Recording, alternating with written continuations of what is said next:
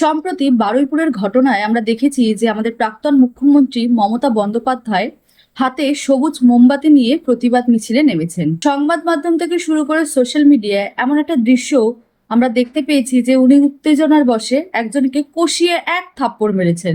আমি যে ঘটনাগুলো বললাম, এই ঘটনাগুলো না তো আমি সমালোচনা করছি, আর না তো কোনো রাজনৈতিক পক্ষপাতিত্ব করছি। যে মানুষটিকে আজ আমরা রাজনীতির ময়দানে সক্রিয় হিসেবে দেখছি, তার বয়স ৭১ বছর। আমাদের দেশে সাধারণত অবসরের বয়স ৬০ বছর।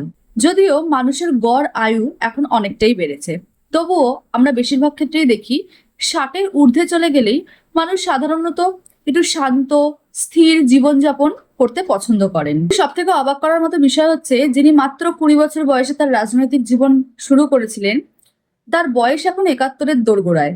কিন্তু তবুও আমরা দেখতে পাচ্ছি যে কি পরিমাণ লড়াকু মানসিকতা, কি পরিমাণ উদ্যম, কি পরিমাণ কর্মস্পৃহা রয়েছে তার, যে তিনি এখনো রাজনীতির ময়দান ছেড়ে যাবে না, যেন দৃঢ় প্রতিজ্ঞাবদ্ধ।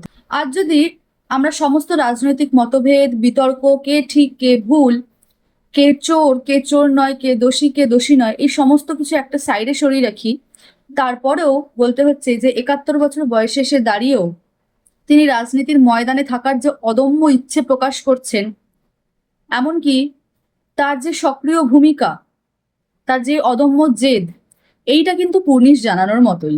আমি শুরুতেই বলেছি, এই স্বীকৃতি কিন্তু কোনোভাবেই রাজনৈতিক পক্ষপাতিত্ব নয় বা সমর্থন নয়, বরং তার এই দীর্ঘ কর্মজীবনে টিকে থাকার যে লড়াই, অথবা বলতে পারি তার যে মানসিক শক্তি, এই বয়সে এসে দাঁড়িয়েও, সেটার প্রতি একটা সম্মান। কারণ আমরা অনেকেই ২০ বছর বয়সেই হাল ছেড়ে দিই।